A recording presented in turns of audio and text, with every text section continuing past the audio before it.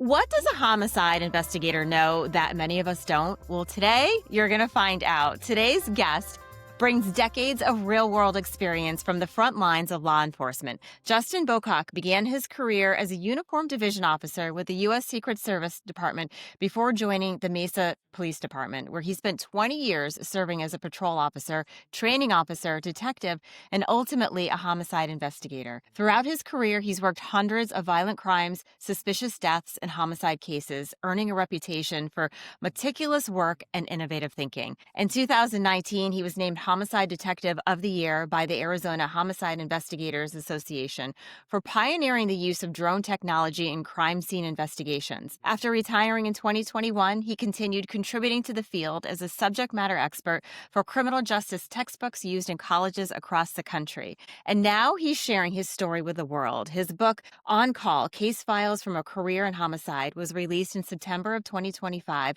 and offers a rare behind-the-scenes look at cases that helped shape his life and career. Justin, I'm so grateful that you're here. If anybody follows me, they know that I've watched probably every Dateline, 2020, Law and Order, court TV case. I usually have a lot of these cases on. Two of my cousins are retired Massachusetts state police officers, so huge in backing the blue and supporting men and women in law enforcement. So I'm so grateful that you're with us today. Well, thank you very much for having me. I appreciate it. Of course.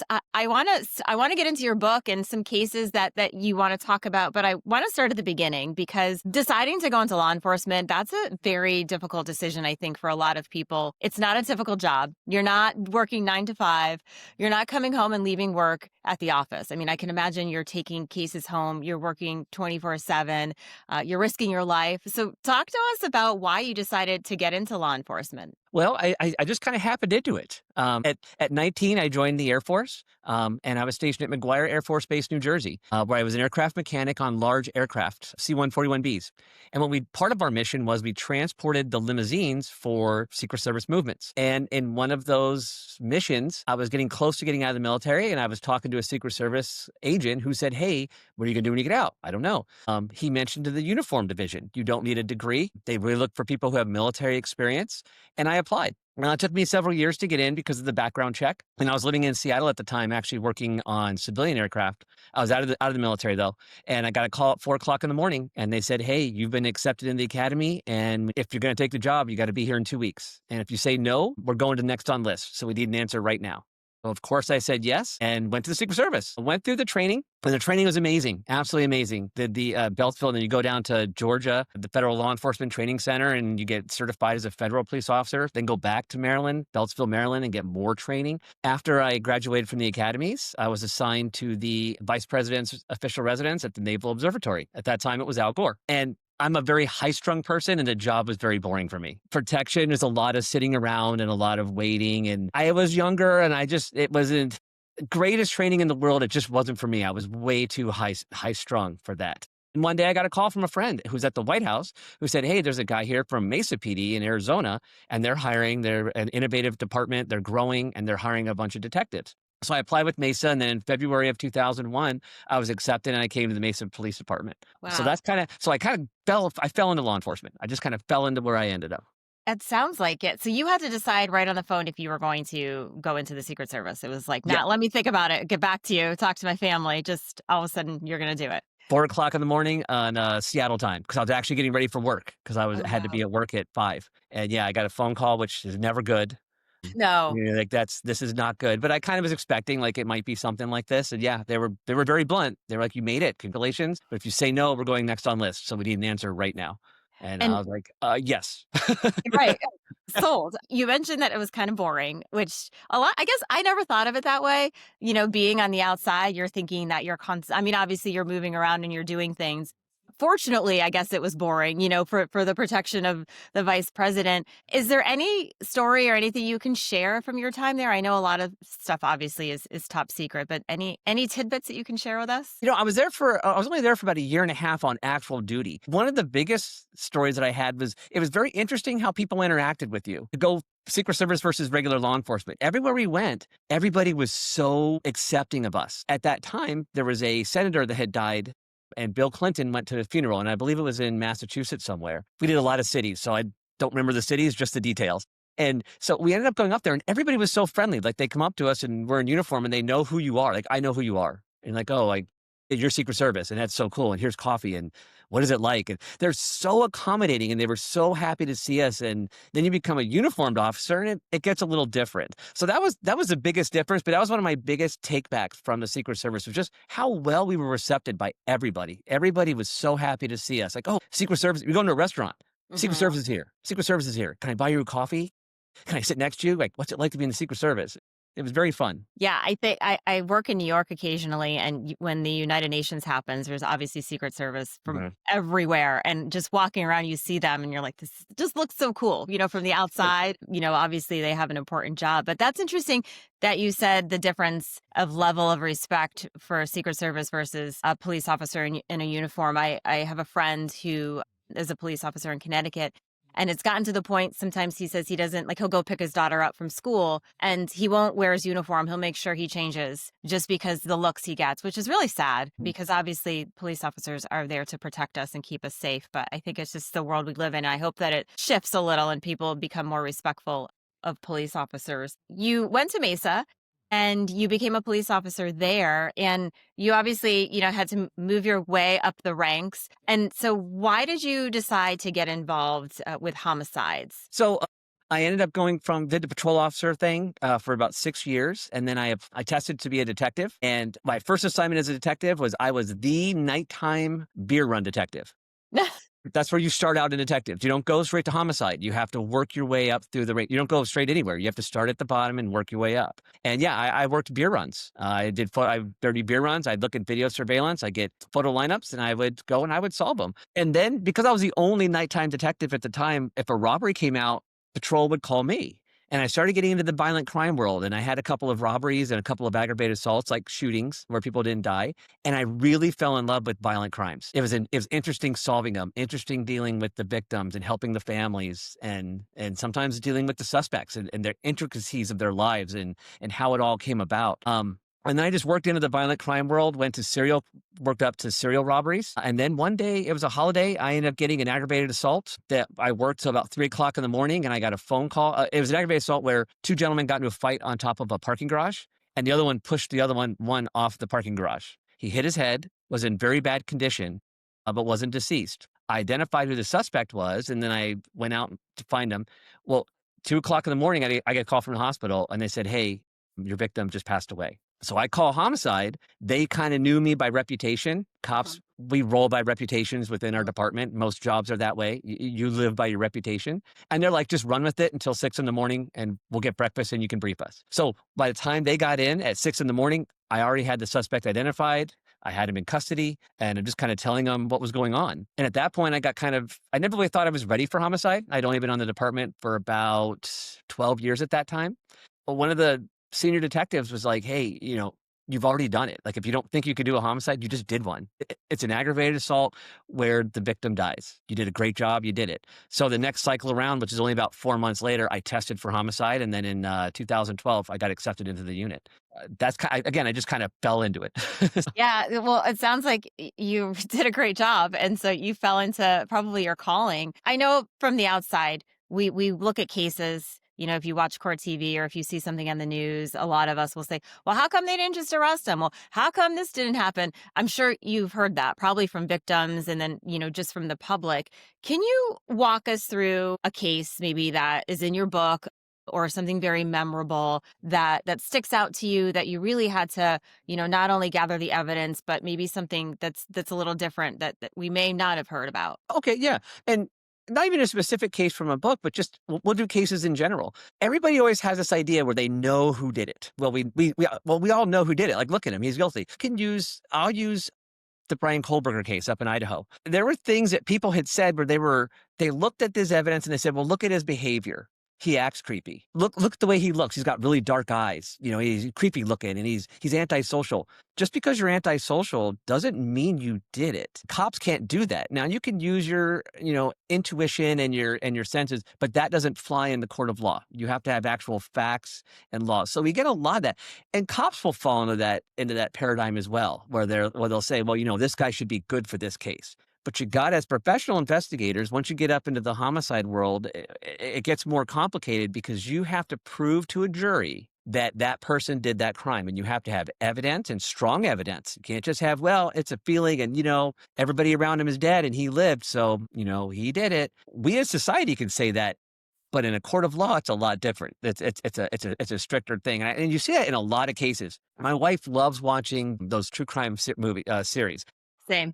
And they're great, and I like watching them too, questioning of them because they're 15 minutes long, and they show the murder, and then they go, and then the police went to John's house, and they arrested him. And then the trial started, and you're like, okay, they missed something in the middle because there's a big part in the middle because no one's just going to take a case just because, they think that John did it.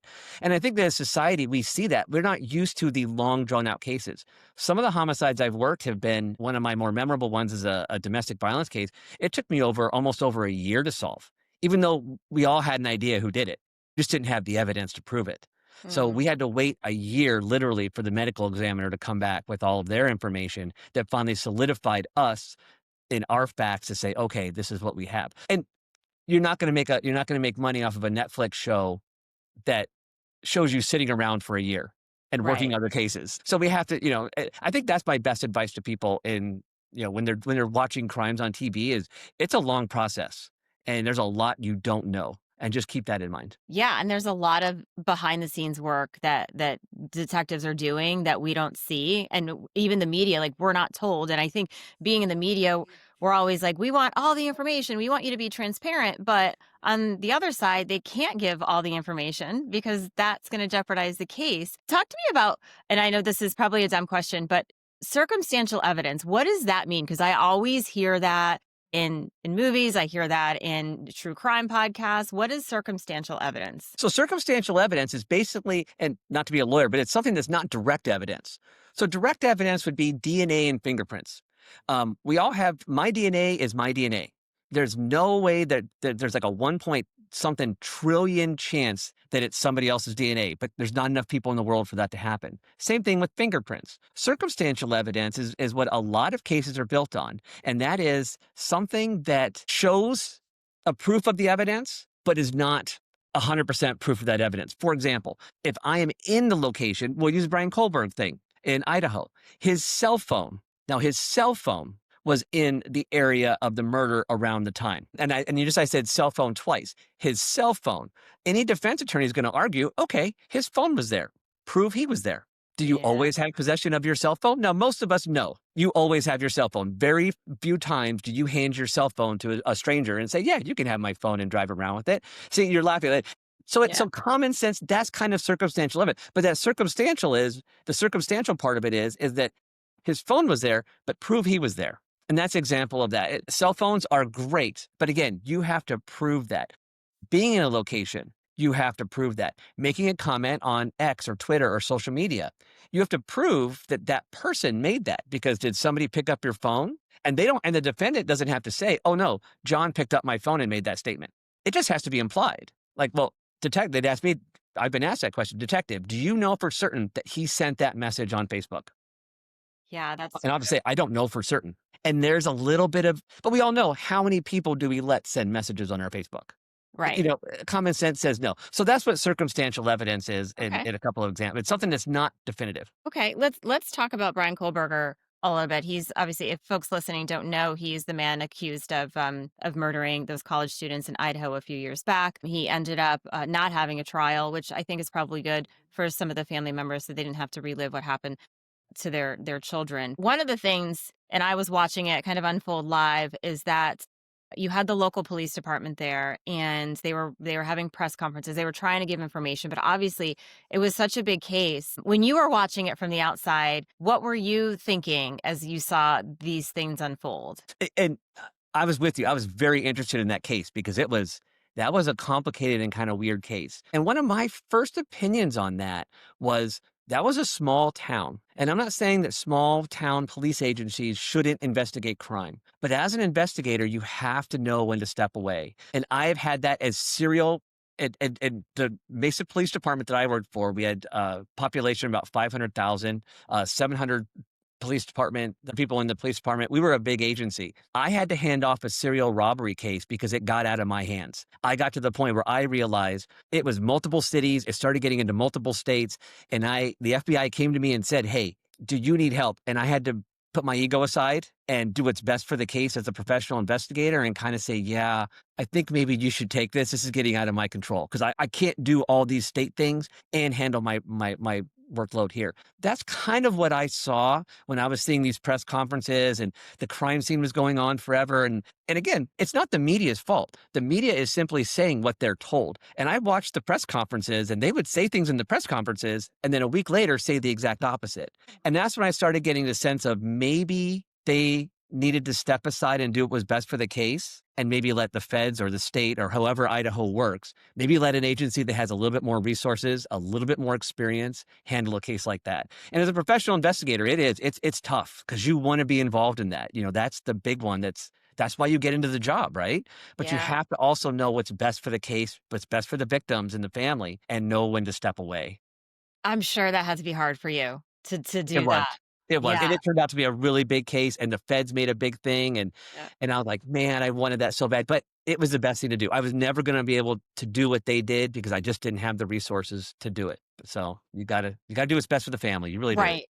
Yeah, absolutely. And then you were talking about DNA before, and something that was interesting to me, and it seems like law enforcement are using this a lot more, is, somebody's DNA may not be in the system, their fingerprints may not be, but then there's that whole family DNA way where it's like the Ancestry and Me and the 23andMe, and I don't know the other ones, but so they were able to go and find his family member through the DNA. Correct me if I'm wrong, which was on the knife sheath that he had, allegedly left at the house, which is pretty interesting to me that now there's all these tools for law enforcement officers to kind of find out who the killer or who the suspect could be. Yes. Paternal DNA, they use that in that case. And paternal DNA is a new thing that's coming around. Right when I was leaving the department, we started using that more and more because right around 2021, it really started to get more prevalent because there's more data to collect. As people give more DNA samples to these third-party agencies, the company you mentioned where they'll analyze your DNA, because there's now a pool of DNA, they can start getting more information on that. Well, DNA is good, but again, that's circumstantial because it comes down to you could be the donor DNA or the suspect DNA is related to that person. Now, let's say that, like in the Kohlberg case, let's say he had multiple brothers or multiple sisters, or he had sisters, let's say he had multiple brothers. They may have to narrow down which one it is. So again, it's not 100%, but it gets you in the right direction, and then you can kind of go from there. What if they suspect maybe that this person is involved in other cases? Can they run that person's DNA in the system for these other cases, or do they have to wait till they're convicted of that first case? That's a great question. It varies by state. Every Okay. state has their own rules. In Arizona, we can, but we can only do certain databases. There's what they call a local DNA database, which would be like Mesa, just a Mesa database. Then there'd be a state DNA database, so an Arizona database. And then there'd be a national database. So in a circumstance like that, I could have the DNA run. In Mesa, I would be able to have it run in the state or in our local and our state. But I wouldn't be able to do it in the federal system yet unless I had more information. But sometimes if it's a local case, that's where it kind of goes up there. But if you have information that he lived in other states, so let's say I arrest somebody for homicide in Arizona, and as I'm kind of working the case and getting prepared for court, I noticed that he lived in other states. And there was potentially other crimes that were very similar. I could reach out to those other detectives. Now, those detectives could request that we provide that sample to their state and they could run it with their evidence. That's called a direct DNA comparison. Also in Arizona, if it's a sex offense, we can run it in all databases. Oh, good. Okay.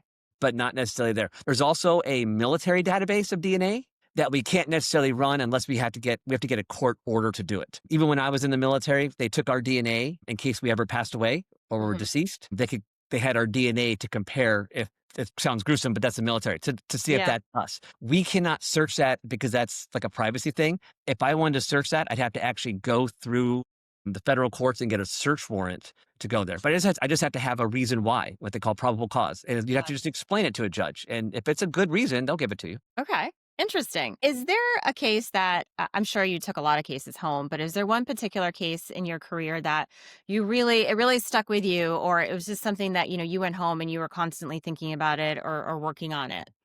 Yeah, and it was actually a cold case. I covered that in my book. It was a cold case. When you go to the homicide unit, you inherit the cases of the detective that you replace. So when I came into the unit, ended up inheriting 13 homicide cases. They were cold. And I ended up starting at the beginning, which was a 1980 Super Bowl Sunday homicide. And it was the rape and murder of a 14-year-old girl. And, it took me about a year and a half.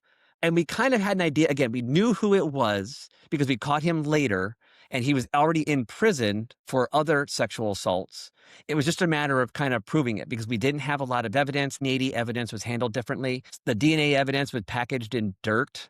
And now we know that dirt will actually degrade DNA. But in 1980, they didn't even know what DNA was. So they didn't even consider that. So it was one of those cases where we had to use all different types of technologies. And I did a lot of Googling and I did a lot of at-home Googling of Googling people and companies that are like, okay, who can amplify? Because my lab people would say, hey, we need to amplify the DNA. And that's not something our lab can do. So there were some long nights of Googling of, hey, who in the world could amplify DNA? Like literally type that into Google and see if there's agencies, even in other countries, that we could possibly use. And and that one really stuck with me because it was a 14-year-old girl and it waited forever. And I met with the family and it tore that family apart. It really did. It was just one of those things that happened and they just stuck with them forever because their daughter was gone and there was no reason why. And I just really kind of was like, I really want to put everything I can into this. And with my help or with what I did and a lot of help from the county attorney, I got a couple of county attorneys, I got them bought in on it and they were gung ho and they were helping out too. And we finally got it prosecuted. What did the family say to you? Like, did you call them? Did you go to their house? How did you tell them the news? I called them because I always kept a distance from family unless they wanted me to be around them. But I always told them, you dictate to me. And they were very private. They're like, we would rather just have phone calls. So I notified them on the phone when he did his court appearance because he ultimately ended up just pleading guilty. We were going to go to trial and then some more things happened, which are in the book. A lot of interesting things happened once we found out he was being charged. It started going. The case got kind of out of hand because he was in jail running his mouth. And everybody around him was coming to me saying things. So he ended up taking a plea and I saw the family there. And that's when they really were like, you understand why we wanted our distance. And I said, I completely get it. It's not about me. It's about you. And the mom hugged me and said, thank you. Thank you. Wow. And I didn't last year, but every year before that, I would go to the victim's grave in Arizona and put flowers on her grave. And when I was in the department, me and my partner would always go on her birthday because it was just one of those cases where it's like, it took too long to solve. And we got it. We have to do better. We really have to do better. And we did it. It just took a little while. And I still think about her and I still think about that case all the time. Sure. And there's so many cold cases out there. I know every department has them. What would you say to families, who they've got cold cases, their daughter, their son, their husband, their wife, it's been 10, 15 years. Any advice on how, how they can handle things, if they should ask certain things of the police department? Because I'm sure that they just, pretty much given up hope. Yeah. First off, don't give up hope and don't overwhelm the detective with phone calls, but still keep in contact with them. Because straight honesty, you're working so many cases. I mean, there's times I had those 13 cold cases and I'm working other homicides while I'm working those even on that 1980 case, I'm working other homicides. And that year that I was working the 1980 case, I was getting other homicides on top of that and helping out with other homicides. And we also handled officer-involved shootings and special cases that the chief wanted us to work and details and having to, we have to do certain hours in patrol. I mean, police have so much they have to do that honestly, they just forget. And it's not that they've forgotten you. There's just so much sometimes. They have a huge caseload that sometimes that call will keep you up to date. My partner had a cold case that every year on the anniversary, the family would call. And right before that call, she would break out the case file and start going through it and start asking around because she knew the phone call was coming. She's like, they're going to call in a week and I want to be prepared. And sometimes she would roundtable it with the whole crew. We'd all go out to lunch and we would just talk about it. And people would say, hey, maybe talk with this guy. Maybe we can do this. Maybe we can do that. to kind of give her some ideas so that when the family does call, we can say, hey, you know what? We're actually talking about this and we're working on it. So there's nothing wrong with that. There's nothing wrong with that. And just remember, they're very busy, but still, they want to solve that case. There's nobody out there who's like, I don't want to solve that case. They're Right. not in homicide. If they have that attitude, they're not in homicide. So Yeah. they want to solve that case. Keep hope. Keep in contact with your detective. That's great advice. I can't imagine what some of these families go through, but also being on the side of the police department, the amount of cases that you guys have had to handle. I want to talk about your book, On Call: Case Files from a Career in Homicide. Why did you decide to write this book? So it came around when I had the idea towards the end of my career, and I always planned on doing 20 years in the police department, and then I was going to go and do something else because I'm kind of anxious that way. I was like, there's a lot of jobs I want to do. And I remember 2 o'clock in the morning, standing in the middle of a bloody crime scene, and we're tired and we're like, this kind of sucks. But I'm like, you know how many people would love to be looking and investigating what we do? And there's not a lot of books out there. So I started doing research. A lot of books about about cases being solved are written by the supervisors and the prosecutors who did kind of the aftermath work on there. There's not a lot from the actual detectives. And On Call, I wanted to write something that showed the readers, that took them from the minute we get called out at usually it's, I don't know why, but it's always like 2 or 3 o'clock in the morning. From when you get called out, what you're told then. We show up on scene, we get a briefing from patrol, the first responders, the information we got then, which is usually not right, and then how the investigation unfolds. I document, it's 11 chapters, and I document 13 cases that I worked, and it shows the progression of the cases as the information that I got. And there's a lot of surprises because we think we're going one way, and then we get a phone call or something happens, and we're like, oh, it wasn't that guy. We need to go this way because now the case has changed completely. And I wanted people to see how it progresses for real and not you show up on scene, there's a dead person, and then let's go knock on John's door and put him in handcuffs. Now that does happen. Those aren't in the book because those are really boring. Yeah. Sometimes I've had some murders where the person's on scene and just admits it. Or while we're doing the briefing, they literally walk up to the crime scene officer. There's yellow tape everywhere and there's usually a uniform officer there. I've had people just walk up to the officer and say, hey, can I talk to a detective? I think I'm the one that did the murder, so they need to talk to me. And they're like, hey, detectives. And those are very cut and dry. There's still a murder and there's still a little bit of investigation, but they're not as in depth as most investigation. That happens, but not as often. A lot of times they're required. So that's why I kind of wrote it. And the second thing was, as a homicide detective, there's no real formal training. So you learn as you go, and you learn from the stories of kind of your elders. The senior detectives kind of mentor you, and they say, hey, I had a case. When you get a case, they kind of come to you and say, hey, I had a case, once, and this is kind of how I approached it. That's great advice, but my unit was only 13 detectives. Phoenix Police Department, they have about 30 detectives. So we would all talk. This is a book that anybody in Massachusetts, in any other department, can read this and say, oh, hey, another detective did this. And if it follows your policy and your guidelines and the rules of your state and your agency, hey, maybe you can use that as well. It's a force multiplier for detectives because there's no homicide school. There's no degree you can go where it's like, oh, I have a bachelor's degree in homicide investigations. I think there should be, but there's not. So kind of a learning tool. It's enough information for the true crime reader to not bore them, but it also enough information for professional investigators or people who are interested in becoming a detective or investigator that gives them the insight of what it's really like and how you can kind of work in that environment. It's so cool. It's essentially behind the scenes, of your cases in this book, which is so cool. One of the things you had mentioned that sometimes the killer could show up, on the crime scene. I've seen this in movies. Again, I know people are probably like, oh, movies and shows, but sometimes they say that the suspect will go to the crime scene, like to watch the police gather evidence, or they'll show up at the funeral. Is that common, or is that just something you see in TV? I don't know about funerals, but showing up to the crime scene, yes. Yeah. Even afterwards, I've had cases where I show that they go afterwards. And on one of them, I actually asked, I'm like, hey, because he didn't, it was a case that wasn't in my book, but I was one of the cases where he really didn't admit to it in the interview until I started throwing more evidence at him. And I started showing him maps like, hey, I mapped your phone.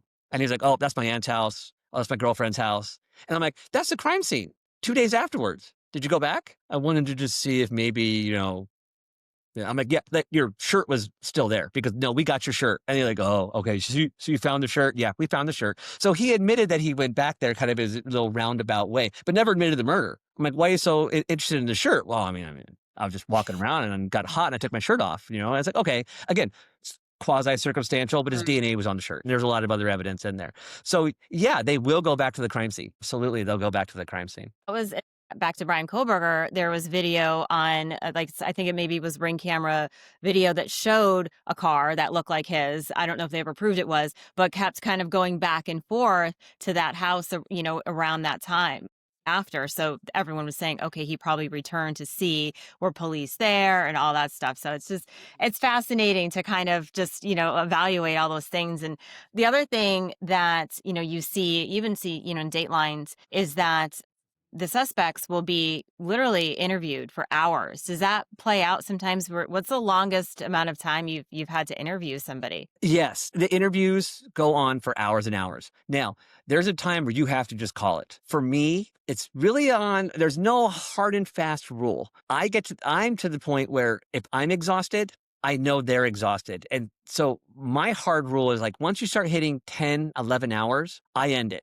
because if anything beyond that, the courts are really going to start looking at, are they just saying yes just to get out of that room? You know what I mean? Because Right. imagine sitting in a room for 10 hours and just going over the same thing over and over again.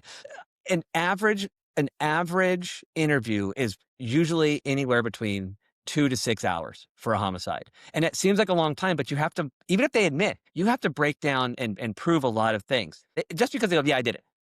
You did Yeah. murder. I did a murder. Okay, what did you do? I don't know. I did a murder. Okay, you got to get a lot more than that, Yeah. and you want to show their voluntariness too. And a good part of the interview is also not just about the murder itself. On my interviews, the first 30 minutes to hour is just how cognizant are they? Do you know your date of birth? Do you know where you are? Where were you born? What's your mom's name? What's your dad's name? Do you have any, kids? Things that show that they actually know what's going on. Because you can get a sense that sometimes people really are not mentally capable. I've had one defendant that was that way. You could tell after 30 minutes of talking with her, I never really got a confession, but I knew she was not mentally capable. And she was ultimately deemed by the courts to be not mentally capable. And she's in a state hospital until she is capable to stand trial for murder. So you got to really get that baseline. Also, I always say this, and it's not derogatory, murdering somebody, most people who commit murder are intoxicated by drugs or alcohol because murdering somebody is not easy. It's not a rational thing. It's not something that you on a sober mind can do. It usually is induced with alcohol and drugs. So sometimes you do these interviews too, so you can see how they react when the drugs start getting out of their system. Get them some coffee, get them some water, and you'll see how they acted in the first hour. They're way different that second and third hour. And then they start coming off the drugs and they're like, oh, feeling a lot better. And then you could kind of get a better idea of how they are. So that's why the interviews are long. But yeah, they can get pretty lengthy. But again, at 10 hours, 11 hours, you need to stop because it starts looking like involuntariness at that time. There's so much psychology that goes into it too, right? I mean, connecting with them, sometimes making them think that, you're not that you're their friends, but just trying to get them to open up, right? Absolutely, absolutely. And you do, it's an acting show. It's all a presentation. The room is set up. Every time I did an interview, I set the room up a certain way. I would always have them in a corner and me not in a corner. Sometimes I'd move a table closer to make them feel kind of squished in. I always wore a tie. I was a big proponent on a tie. Dress like a homicide detective. Because if you go in there and you're wearing a t-shirt and shorts, I've seen it happen. When you have a t-shirt and shorts, they don't take you seriously. They're like, oh, you're a cop in a baseball hat and a t-shirt, And we were allowed to wear that if it was like a weekend or something like that. I always showed up where I wanted to be what they expected me to be. So that when I go in there and I go, my name is Detective Bocock and I'm a homicide detective, that they know, okay, this dude's got a tie. He's a real detective. Approve of what they do, but you never give judgment. Because if you start having judgment, you shouldn't, as a professional investigator, you shouldn't judge them anyway. I'm not judging your actions. You're a person who made mistakes that day. It's probably the worst day of your life, and whatever mistakes you made, you have to pay for that. I'm not here to give you justice or judge you in any way, shape, or form. My job is to get the facts from you. So you have to kind of go it that way, where if they say things that just disgust you, you have to go, well, how did that affect your determination? How did that affect your thing? So you're not really becoming their friends, but you're certainly not judging. If you go in there and you're like, you're a bad person and I don't like you, they're going to shut down on you and Yeah. say, I'm not going to talk to you. So it is hard because sometimes you leave the room and you just feel like, oh, it's just like, and I've dealt with people that are just evil, where you've interviewed people and you just leave the room and you're like, I've told my fellow detectives, I just looked evil in the eye. Like he is an evil, evil human being. How so? And Do you have do you have, like, an example of what in that somebody may case, have said or done? it was actually when I was in robbery. He was a serial robber, and when I got him, you mentioned the whole DNA thing. When I finally arrested him for multiple OxyContin robberies, this was in the 2000 and like 8 and 9 when we had a lot of OxyContin robberies going around. I get called by the FBI because he was a hitman for the Mexican mafia, and you could tell just the way he acted. Didn't care. He was talking to the police. He didn't care. He was in the interview room. You would say things like, did you present a gun? Yep. Well, why'd you have the gun? I'd shoot her in the face. And just derogatory terms and very upfront, very matter of fact, went through every robbery that he did and was like, yep, yep, yep. This person was with you. This person drove you. I ain't saying that. But what would you just say? I'd Oh, kill you if I could. And you're like, all right. Yeah, I mean, just, right. yeah, like, and you leave the room and you're just like right now I'm getting the goosebumps because I'm remembering, like, I left the room and I remember just exhaling and being like, that guy is just evil. And then I get a phone call a couple days later from the FBI saying, "Hey, are his charges legit?" And I said, "Yeah, he's got multiple charges in Arizona. We're looking at like 15 armed robbery charges in Arizona, held no bond, and he was on parole when he was committing the crimes." Because the FBI is like, "Oh yeah, we're looking at him because he's a hitman for the Mexican mafia, so we may have federal charges." And I'm like, "Well, keep him in jail because he is just a bad." Like, I don't want to judge people, but he made me feel endangered. That's what I was gonna ask you. Was there ever a time that you felt you and your family, were at risk based on the cases you were investigating? No, no, I never really they would mention me.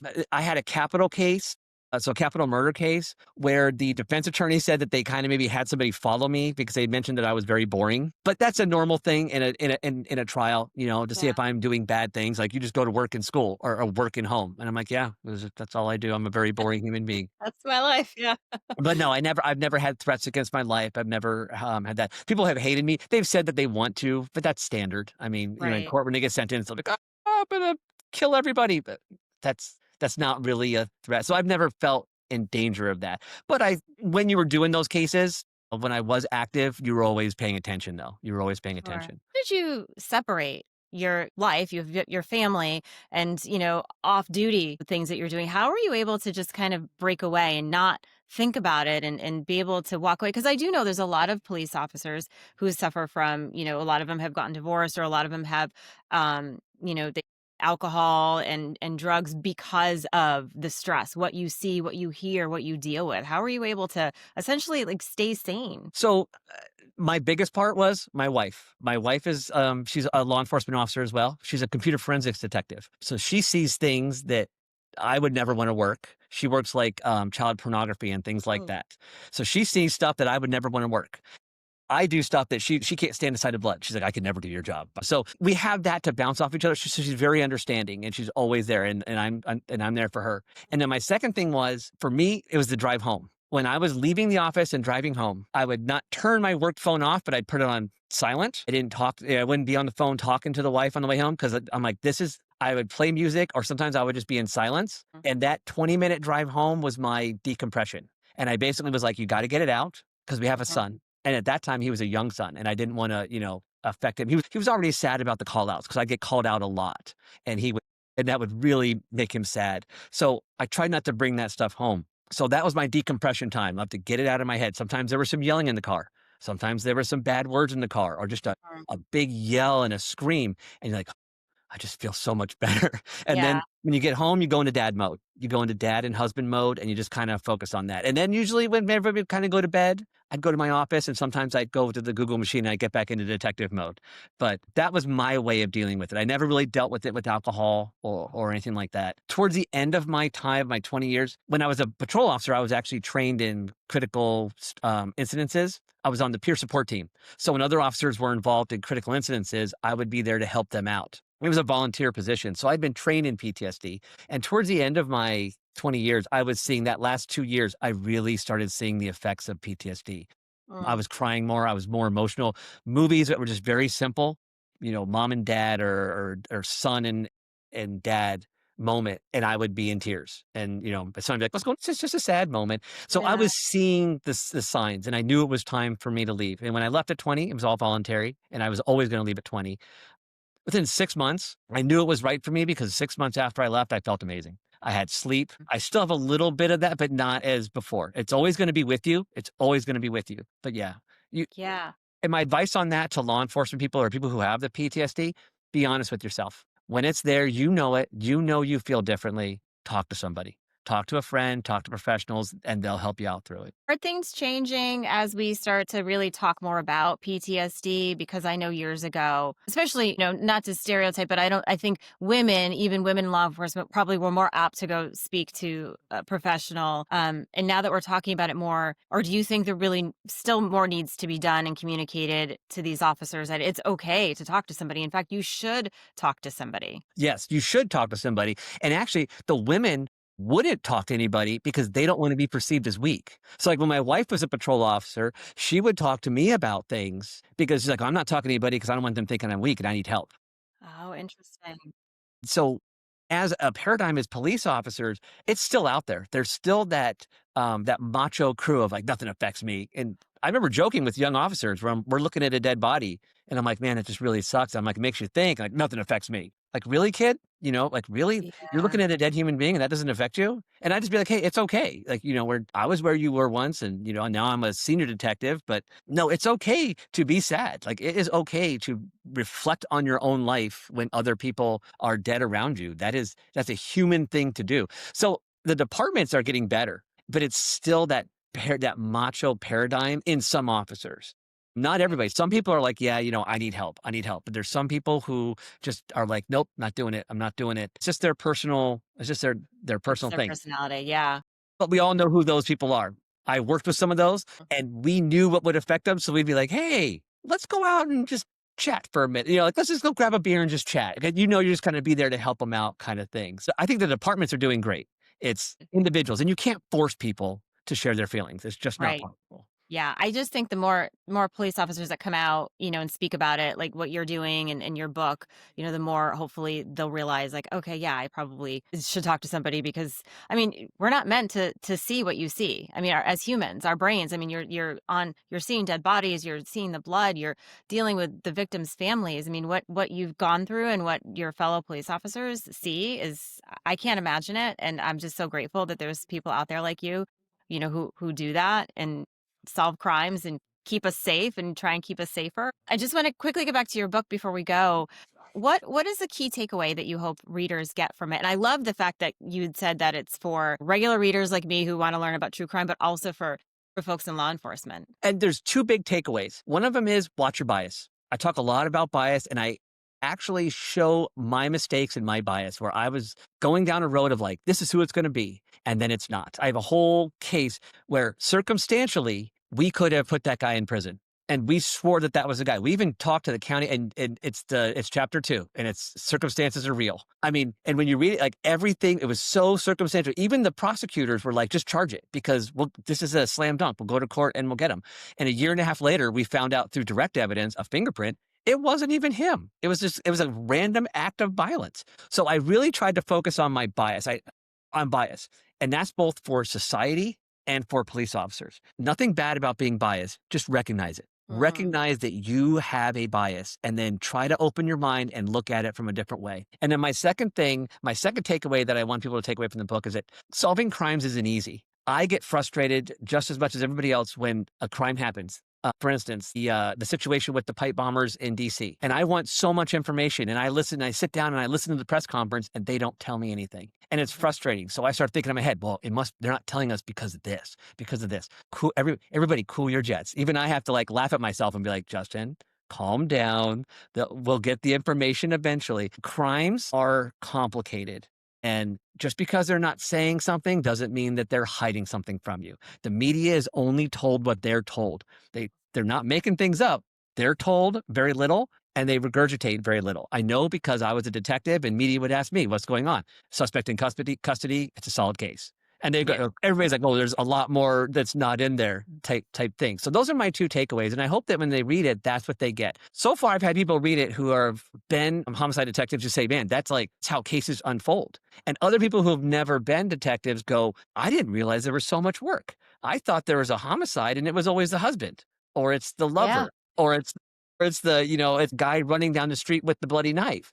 I didn't realize you had to get search warrants and do interviews, and you had to compare DNA, and then sometimes DNA doesn't work, so you have to get fingerprints, and sometimes those don't work, so you have to go through social media accounts and look at 10,000 pages of text messages on a phone.